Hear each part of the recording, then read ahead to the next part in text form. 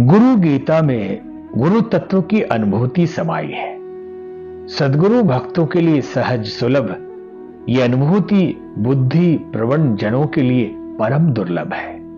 ऐसे लोग अपनी तर्क बुद्धि से देहधारी गुरु सत्ता को सामान्य मानव समझने की भूल करते हैं।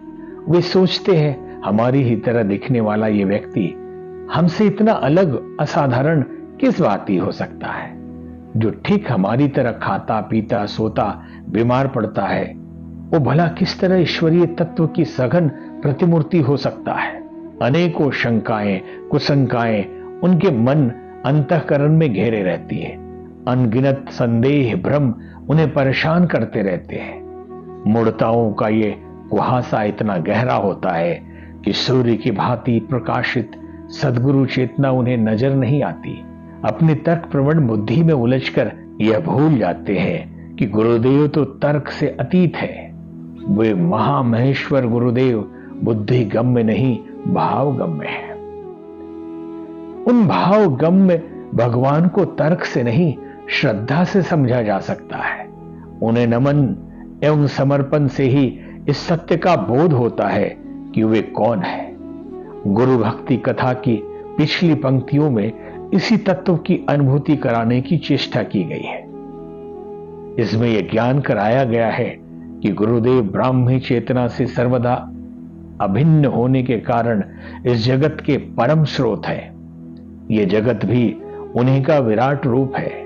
वे एक साथ महाबीज भी हैं और महाबट भी। ऊपरी तौर पर हर कहीं सब कहीं कितना भी भेद क्यों न दिखाई दे, पर गुरुदेव की परम पावन चेतना सभी कुछ अभिन्न और अभेद है। उनके चरण कमलों में आश्रय पाने से शिष्यों के सभी दुख द्वंद्व और तापों का निवारण हो जाता है। उनका प्रभाव और प्रताप कुछ ऐसा है कि महारुद्र यदि क्रुद्ध हो जाए तो गुरु कृपा से शिष्य का त्राण हो जाता है, परंतु सद्गुरु यदि नाराज रुष्ट हो जाए तो स्वयं महारुद्र भगवान शिव भी रक्षा नहीं कर पाते। सद्गुरु चरण युगल शिव शक्ति का ही रूप है। उनकी बार बार वंदना करने से शिष्यों का सब भांति कल्याण होता है। गुरु नमन की यह महिमा गुरु तत्व के विस्तार की ही भांति असीम और अनंत है। इसके अलग क्रम को गुरु गीता के महामंत्रों में प्रकट करते हुए महाकाल महादेव पराम्बा भवानी पार्वती जी से कहते हैं, गुकारम च गुणातीतम रुकारम रूप वर्जितम गुणातीतम स्वरूपम च यो द्यात् स गुरु स्मृति अत्र नेत्र सर्वसाक्षी अचतुर्बाह्योच्यतः अचतुर्वदनो ब्रह्मा श्री गुरु कथितः प्रिय अयम मायाज्य निर्बंधो दया सागर वृद्धे यद अनुग्रह जंतु विस्त्र संसार मुक्ति भाव का श्री गुरु परम रूपम विवेक चक्षुसोमृतम मंद भाग्या च पश्यन्ति अंधा सूर्योदयो यथा श्रीनाथ चरण द्वंदम यस्यम दिशि विराजते तस्मै दिशेन नुस्कुर्यात् भक्त्याम प्रतिदिनम प्रिय। गुरु तत्व की अनुभूति कराने वाले इन मंत्रों में आध्यात्मिक जीवन का निष्कर्ष प्रकट है। भगवान महेश्वर की वाणी शिष्यों के समक्ष इस सत्य को उजागर करती है कि गुरुदेव साकार होते हुए भी निराकार है। गुरु शब्द का पहला अक्षर गु इस सत्य का बोध कराता है कि त्रिगुणमय कलेवर को धारण करने वाले गुरुदेव सर्वथा गुणातीत है। दूसरे अक्षर रू में यह सत्य निहित है कि शिष्यों के लिए रूप वाले होते हुए भी गुरुदेव भगवान रूपातीत है, यानी कि गुरुदेव की चेतना वास्तव में निर्गुण और निराकार है। शिष्य को आत्म स्वरूप प्रदान करने वाले गुरुदेव की महिमा अनंत है। भगवान सदाशिव के वचन है कि तीन आंखों वाले न होते हुए भी गुरुदेव साक्षात शिव है। चार भुजाएं होने पर भी वे सर्वव्यापी विष्णु है। चार भुजाएं न होने पर भी वे सर्वव्यापी विष्णु है। चार मुख न होने पर भी वे सृष्टिकर्ता ब्रह्मा है। ऐसे दया सागर गुरुदेव को मैं हाथ जोड़कर नमन करता हूं। उनकी कृपा से ही जीवों को भेद बुद्धि वाले संसार से मुक्ति मिलती है। श्री सद्गुरु का ये परम रूप उनके विवेक चक्षु मिलने पर ही दृश्य होता है, तभी उनके अमृत तुल्य रूप का संस्पर्श मिलता है। इसके अभाव में जिस तरह अंधा व्यक्ति सूर्योदय के दृश्य को भी नहीं देख पाता, उन परम स्थायी सद्गुरु के चरण द्वय जिस दिशा में विराजते हैं, उस दिशा में प्रतिदिन नमस्कार करने से शिष्यों का, भक्तों का परम कल्याण होता है। गुरु गीता में वर्णित ये गुरु तत्व बुद्धि गम्य नहीं, बुद्धि गम्य ही नहीं, ध्यान गम्य और भक्ति गम्य भी है। जिनकी अंतर्चेतना ने भक्ति का स्वाद चखा है, जो ध्यान की गहराइयों में अंतर्लीन हुए हैं, उन्हें यह सत्य सहज ही समझ में आता है। इस तथ्य को श्री रामकृष्ण देव के शिष्य लाटू महाराज स्वामी अद्भुतानंद के उदाहरण से समझा जा सकता है। श्री ठाकुर एवं उनके शिष्य समुदाय की जीवन गाथा को पढ़ने वाले सभी जानते हैं कि लाटू महाराज अनपढ़ ही थे, गुरु भक्ति ही उनकी साधना थी। भक्त समुदाय में बहुप्रचलित श्री रामकृष्ण देव की समाधि लीन फोटो जब बनकर आई तो श्री ठाकुर ने स्वयं उसे प्रणाम किया। लाटू महाराज बोले, ठाकुर ये क्या, अपने ही फोटो को प्रणाम? इस पर ठाकुर हंसे और बोले, नहीं, ये मेरा प्रणाम इस हाड़ मांस के देह वाले चित्र को नहीं है, ये तो उस परम वंदनीय गुरु चेतना को है जो इस फोटो की भाव मुद्रा में झलक रही है। श्री ठाकुर के इस कथन से लाटू महाराज को भक्ति के महाभाव में निमग्न कर दिया। इन क्षणों में उन्हें परमहंस का एक और वाक्य याद आया, जय राम जय कृष्ण सही राम कृष्ण, अर्थात जो राम है, जो कृष्ण है, वही राम कृष्ण है। पर इन सब बातों का अनुभव कैसे किया जाए, इस जिज्ञासा के समाधान में श्री ठाकुर ने कहा, भक्ति से, ज्ञान से, इसी से तेरा सब कुछ हो जाएगा। अपने सद्गुरु के वचनों को हृदय में धारण कर लाटू महाराज गुरु भक्ति को प्रगाढ़ करते हुए ध्यान साधना में जुट गए। उनकी ये साधना निरंतर अविराम तीव्र से तीव्रतर एवं तीव्रतर होती गई। इस साधना अवस्था में एक दिन उन्होंने देखा कि ठाकुर किसी दिव्य लोक में है। बड़ा ही प्रकाश और प्रभावपूर्ण उपस्थिति उनकी। स्वर्ग के देवगण, विभिन्न ग्रहों के स्वामी रवि, शनि, मंगल आदि उनकी स्तुति कर रहे हैं। ध्यान के इन्हीं क्षणों में लाटू महाराज ने देखा कि ठाकुर की पराचेतना ही विष्णु, ब्रह्मा एवं शिव में समाई है। मां महाकाली के उनमें एकाकार है। ध्यान में एक के बाद एक अनेक दृश्य बदले और लीलामय ठाकुर के दिव्य चेतना के अनेक रूपों का साक्षात्कार हुआ। अपने समाधि में लाटू महाराज कब खो गए उन्हें पता ही नहीं चला। समाधि का समाधान होने पर लाटू महाराज पंचवटी से सीधे श्री ठाकुर के कमरे में गए और उन्हें यह सब कुछ सुनाया जो उन्होंने अनुभव किया था। अपने अनुगत शिष्य की ये अनुभूति सुनकर परम कृपालु परमहंस देव हंसते हुए बोले, अच्छा रे, तू बड़ा भाग्यवान है, मां ने तुझे सब कुछ सच सच दिखा दिया। जो तूने देखा वो सब ठीक है। फिर थोड़ा गंभीर होकर उन्होंने कहा, शिष्य के लिए गुरु से भिन्न तीनों लोकों में और कुछ नहीं है। जो इसे जान लेता है उसे सब कुछ अपने आप मिल जाता है। श्री ठाकुर के वचन प्रत्येक शिष्य के लिए महामंत्र है। गुरु गीता के महामंत्रों में आध्यात्म विद्या के गूढ़तम रहस्य सजोए हैं। योग, तंत्र एवं वेदांत आदि सभी तरह की साधनाओं का सार है। महाकठिन साधनाएं इन महामंत्रों के आश्रय में आती सुगम हो जाती है। ऐसा होते हुए भी सभी लोग इस सत्य को समझ नहीं पाते। जिनके पास गुरु भक्ति से मिली दिव्य दृष्टि है, उन्हीं की अंतश्चेतना में यह तत्व उजागर होता है। गुरुदेव भगवान के प्रति श्रद्धा अति गहन हो तो फिर साधक इस बात की प्रत्यक्ष अनुभूति करता है कि विश्व ब्रह्मांड में यदि कहीं कुछ भी है तो वो अपने गुरुदेव में है। उन्हीं के आश्रम में सभी तरह की साधनाएं, सिद्धियां होती है। गुरु श्रद्धा की तत्व कथा के उपर्युक्त मंत्रों में यह ज्ञान कराया गया कि गुरुदेव साकार होते हुए भी निराकार है। वे परात्पर प्रभु त्रिगुणमय कलेवर को ध्यान करके भी सर्वथा गुणातीत है।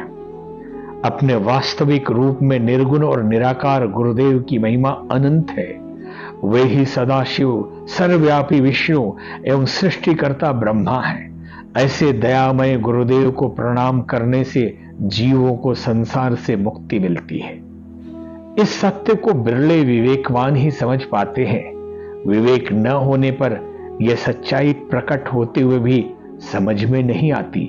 परम कृपालु सद्गुरु के चरण जिस दिशा में विराजते हैं, उधर भक्ति पूर्ण प्रणाम करने से शिष्य का सर्वविधि कल्याण होता है।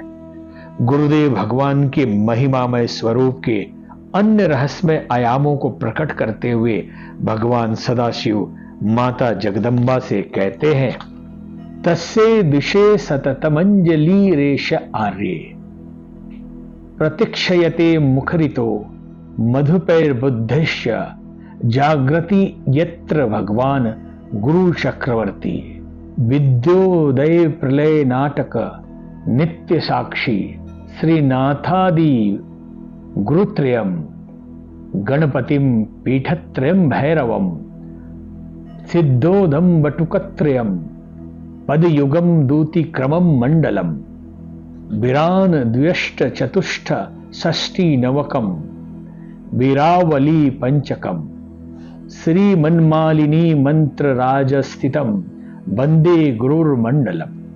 गुरु तत्व के रहस्य को प्रकट करने वाले इन महामंत्रों में अनेक तरह की साधनाओं के रहस्यों का गूढ़ संकेतों में वर्णन है। भगवान भोलेनाथ की वाणी शिष्यों के समक्ष इस रहस्य को प्रकट करती है कि गुरुदेव भगवान में साधना, साध्य एवं सिद्धि के सारे मर्म समाये हैं।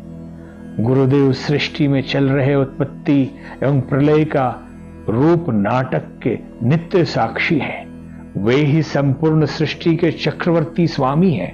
ऐसे सद्गुरुदेव भगवान की जिस दिशा में विराजमान हो, ऐसे गुरुदेव भगवान जिस दिशा में भी विराजमान रहे हो, उसी दिशा में विद्वान शिष्य को मंत्रोच्चार पूर्वक सुगंधित पुष्पों की अंजलि समर्पित करनी चाहिए।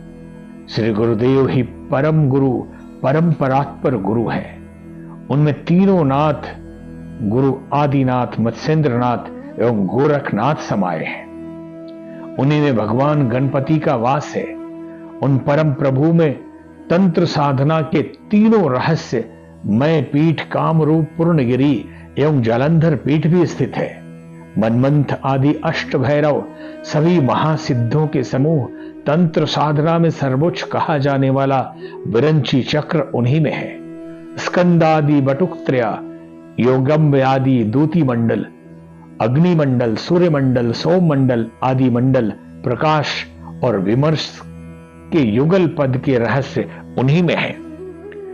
10 वीर, 64 योगनियां, 9 मुद्राएं, पंचवीर तथा अशिक्षा तक सभी मातृकाएं एवं मालिनी यंत्र गुरुदेव के चेतना मंडल में ही स्थित है। सभी तत्वों से युक्त गुरु मंडल को मेरा बारंबार प्रणाम है। गुरु गीता में बताया गया यह सत्य किसी भी तरह से बुद्धि गम्य नहीं है।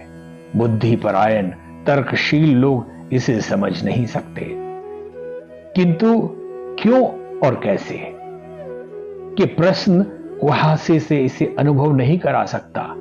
इसे वही जान सकते हैं, समझ सकते हैं और आत्मसात कर सकते हैं जो साधना की डगर पर काफी दूर तक चल चुके हैं। ऐसे साधना परायण जनों के लिए ही यह गुरुदेव की महिमा नित्य अनुभव की वस्तु बन जाती है। महान अघोर संत बाबा कीनाराम के साधना अनुभव से इस बात को अवश्य स्पष्ट रूप से समझा जा सकता है। सिद्धों के, संतों के बीच बाबा कीनाराम का नाम बहुत ही आदर से लिया जाता है। बाबा कीनाराम का ज्यादातर समय काशी में बीता।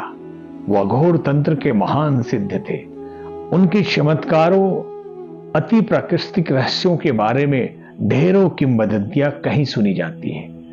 बाबा कीनाराम उत्तर प्रदेश राज्य के गाजीपुर के रहने वाले थे। उनमें जन्म जन्मांतर के साधना संस्कार थे। विवेक सार ग्रंथ में उनकी जीवन गाथा विस्तार से वर्णित है।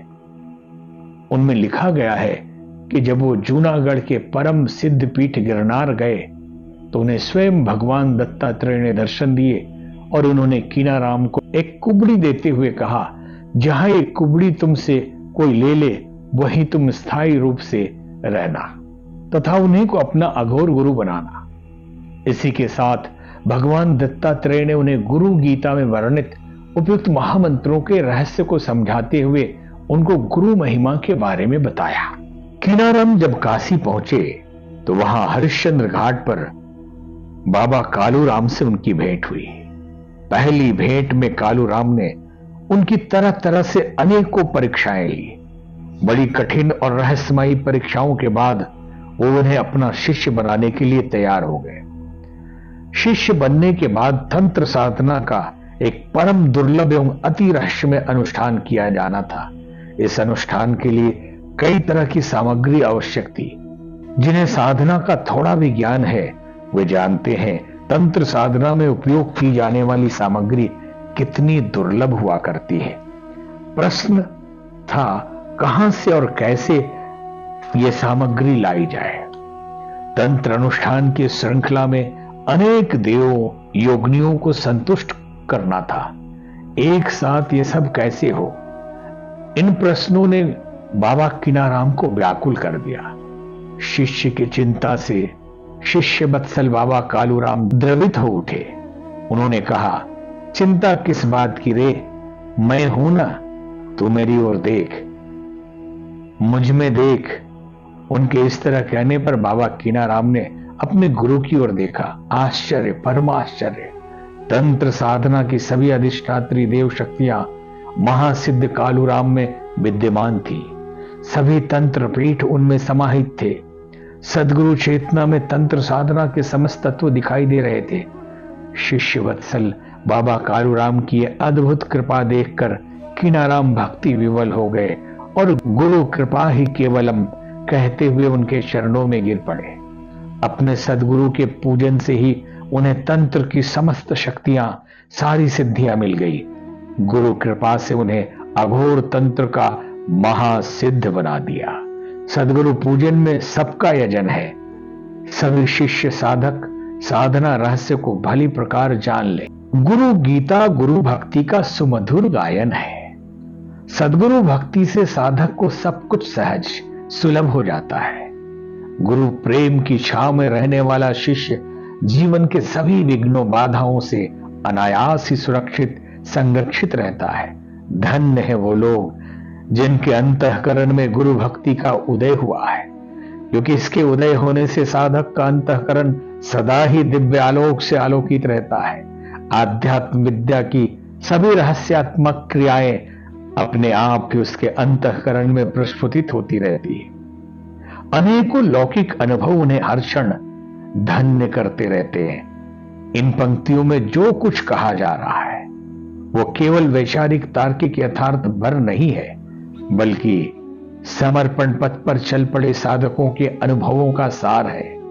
इसे प्रत्येक साधक आज अभी और इन्हीं क्षणों में अनुभव कर सकता है। गुरु भक्ति की इस तत्व कथा के पिछले क्रम में परम पूज्य गुरुदेव के इसी चैतन्य तत्व की अनुभूति कराने का प्रयास किया गया। गुरुदेव सृष्टि में चल रहे उत्पत्ति एवं प्रलय रूप नाटक के नित्य साक्षी है। वे प्रभु जिस दिशा में विराज रहे हो उसी दिशा में शिष्य को भक्ति पूर्वक पुष्पांजलि अर्पित करना चाहिए।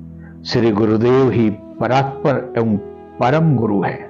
तीनों नाथ गुरु में समाये हैं, उन्हीं में गणपति का वास है। तंत्र साधना के तीनों रहस्यमय पीठ उन्हीं में है। अष्ट भैरव, विरंची चक्र, सभी मंडल, पंचवीर, 9 मुद्राएं, 64 योगनियां, सभी मातृकाएं उन गुरुदेव के ही चेतना मंडल में अवस्थित है। साधना की जितनी भी प्रक्रियाएं, उन सभी का कोई भी महत्वपूर्ण तत्व उनसे अलग नहीं। सभी कुछ शिष्य वत्सल प्रभु में समर्पित है। गुरुदेव भगवान के इस अध्यात्म स्वरूप को स्पष्ट करने के बाद भगवान महादेव साधकों को निर्देश देते हैं, अपने परम पूज्य गुरुदेव का आश्रय छोड़कर अन कहीं भी मत भटको, वेदांत एवं तंत्र की किन्हीं रहस्यमयी उलझनों में मत उलझो। सदगुरु शरण में, सदगुरु समर्पण में सब कुछ है। इस तथ्य को और भी अधिक स्पष्ट स्वरों में बताते हुए देवाधिदेव महादेव पार्वती जी से कहते हैं, अभ्यस्तैः सकलैः सुदीर्घ मलिनैव व्याधि प्रदैक दुष्कर्मैव प्राणायाम शतैरनेक करणै दुःखात्मकेव दुर्जयः यस्मिन् दुर्भयते विनश्यति बलि वायु स्वयं यस्मिन् विद्यते विनश्यति यस्मिन् विद्यते विनश्यति बलि वायु स्वयं तत्क्षणात् प्राप्तुम तत्सहजम स्वभाव मनुष्यम सेवदेवमेकं गुरु स्वदेशि कस्यैव शरीर चिंतनम भवेदनन्तस्य शिवस्य चिंतनम स्वदेशी करस्य नश नाम कीर्तनम भवेदनन्तस्य शिवस्य कीर्तनम। गुरुदेव की आध्यात्मिक चेतना के रहस्य को प्रकट करने वाले ये मंत्र अपने फलितार्थ में रहस्यमय एवं गूढ़ होते हुए भी प्रक्रिया में अति सरल है। देवाधिदेव महादेव स्कंद माता जगदम्बा से कहते हैं, देवी दुख देने वाले, रोग उत्पन्न करने वाले, इंद्रियों को पीड़ा पहुंचाने वाले दुर्जन्य दिग्गज श्वास की क्रिया रूपी सैकड़ों असंख्य प्राणायाम के अभ्यास का भला क्या सुफल है। अरे जिनकी चेतना के अंतःकरण में उदय होने मात्र से बलवान वायु तत्क्षण स्वयं प्रकाशित हो जाती है, ऐसे गुरुदेव की निरंतर सेवा करनी चाहिए, क्योंकि इस गुरु सेवा से सहज ही आत्मलाभ हो जाता है। अपने गुरुदेव के स्वरूप का थोड़ा सा भी चिंतन भगवान शिव के स्वरूप के अनंत चिंतन के समान है। गुरुदेव के नाम का थोड़ा सा भी कीर्तन भगवान शिव के अनंत नाम कीर्तन के समान है। गुरु गीता के इन मंत्रों के अर्थ को अधिक स्पष्ट रीति से समझने के लिए गुरु भक्ति साधना की एक सत्य कथा साधकों के समक्ष प्रस्तुत है। यह कथा आदि गुरु शंकराचार्य एवं उनके शिष्य तोटकाचार्य से संबंधित है। आचार्य शंकर उन दिनों बद्रीनाथ धाम में वेदांत दर्शन पर अपने प्रसिद्ध शारीरक भाष्य को लिख रहे थे। वेदांत दर्शन यानी ब्रह्मसूत्र पर यह सुप्रसिद्ध भाष्य है। उनकी एक एक पंक्ति में वेदांत साधना एवं ब्रह्म ज्ञान के अद्भुत रहस्य संजोए हैं। हिमालय के शुभ्र धवल शिखरों की छांव में भगवान नारायण की पावन तपस्थली में इन दिनों आचार्य की लेखन पैश्वनी प्रवाहित हो रही थी। आचार्य का प्रायः संपूर्ण दिन अपने एकांत चिंतन एवं लेखन में बीतता था। दिन के अंतिम प्रहर में संध्या से पूर्व आचार्य अपने भाष्य के लिखित अंशों को शिष्यों को पढ़ाते थे। आदि जगत गुरु भगवान शंकराचार्य के शिष्यों में पद्मपाद, सुरेश्वर आदि परम विद्वान शिष्य थे। विद्वान शिष्यों की इस मंडली में एक मूढ़मती मंदमती वेद पढ़ा लिखा एक बालक भी था। यह बालक बिना पढ़ा लिखा भले ही था और उसकी बुद्धि भले ही तीव्र न थी, परंतु उसका हृदय आचार्य के प्रति भक्ति से भरा था। आचार्य उसके लिए सर्वस्व थे। आचार्य की सेवा ही उसका जीवन था। इसके अलावा उसे और कुछ भी न आता था। उसकी मूढ़ता और मंद बुद्धि पर कभी कभी आचार्य के अन्य शिष्य उपहास भी करते थे, पर इससे कोई फर्क न पड़ता था। वो तो बस गुरुगत प्राण था। गुरु सेवा के अलावा उसे और कोई चाह नहीं थी। फिर भी आचार्य न जाने क्यों उसे अपनी सायं कक्षा में बुलाना नहीं भूलते थे। एक दिन आचार्य की नियमित कक्षा का समय हो गया था।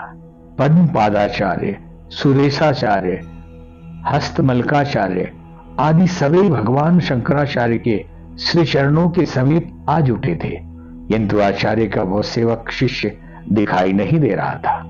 आचार्य को उसी की प्रतीक्षा थी। वो रह रहकर इधर उधर देख लेते। कक्षा में विलंब हो रहा था। उपस्थित शिष्यों में से प्रत्येक को प्रतीक्षा असह्य हो रही थी। सभी को भारी व्याकुलता थी कि उनके गुरुदेव ने आज नया क्या लिखा है। यह उत्सुकता अपने चरम बिंदु पर जा पहुंची, पर कोई कुछ कह नहीं पा रहा था। अंत में पद्मपाद ने साहस किया, पाठ प्रारंभ करने के लिए कृपा करें गुरुदेव, मुझे अपने एक शिष्य की प्रतीक्षा है। आचार्य ने उत्तर दिया, पर वो तो निरा विमूढ़, बिना पढ़ा लिखा अज्ञानी है। पद्मपाद के स्वरों में विनम्रता होती हुई भी एक खींच थी। आचार्य भगवत पाद शंकर ने ये बात छुपी न रही। उन्होंने ये जान लिया, इनके इन विद्वान शिष्यों को अपनी विद्याता का कुछ अभिमान हो गया है।